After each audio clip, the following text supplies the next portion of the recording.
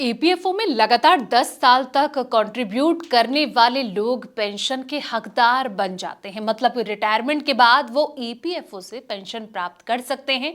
Pension कितनी होगी ये उनके कंट्रीब्यूशन के आधार पर तय होता है। ईपीएफओ से 58 साल की उम्र पर आप पेंशन ले सकते हैं। हालांकि अगर कोई व्यक्ति जल्दी पेंशन लेना चाहता है या सोच रहा है तो उसे ये मौका 50 की उम्र पर मिल जाता है। लेकिन आप ईपीएफओ से जितनी जल्दी पेंशन लेंगे उतना ही नुकसान आपको होगा। यहां समझते हैं अर्ली पेंशन को लेकर ईपीएफओ का क्या है रूल। नमस्कार, मैं हूं संध्या बिष्ट और आप देख रहे हैं द इकोनॉमिक टाइम्स हिंदी।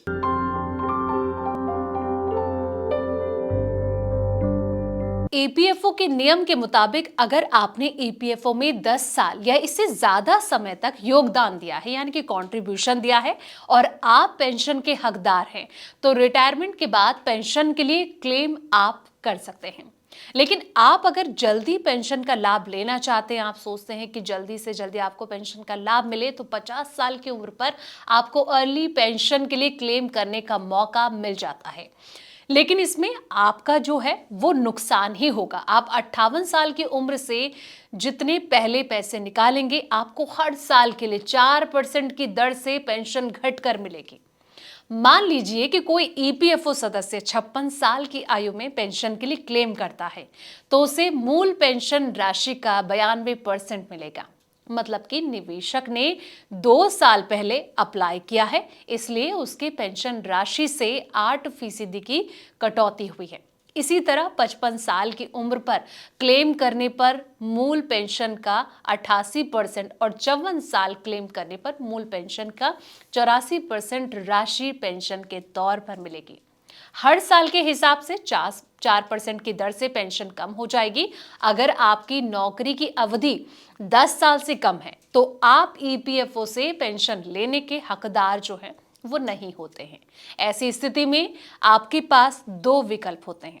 पहला, अगर आप नौकरी नहीं करना चाहते हैं तो आप पीएफ की जो रकम है इसके साथ पेंशन की रकम की भी निकासी कर सकते हैं। मतलब ये हुआ कि फुल एंड फाइनल सेटलमेंट आप कर सकते हैं। दूसरा ऑप्शन जो है उस पर चलते हैं और उसको समझते हैं।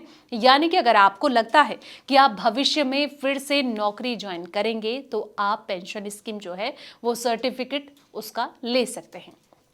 ऐसे में आप जब भी नई नौकरी को ज्वाइन करेंगे तो इस सर्टिफिकेट के जरिए पिछले पेंशन अकाउंट को नई नौकरी में जुड़वा सकते हैं। इससे क्या होगा? इससे नौकरी की 10 साल की अवधि में जितनी कमी है उसे अगली नौकरी में पूरा कर सकेंगे और 58 की उम्र में पेंशन पाने के हकदार आप बन सकते हैं।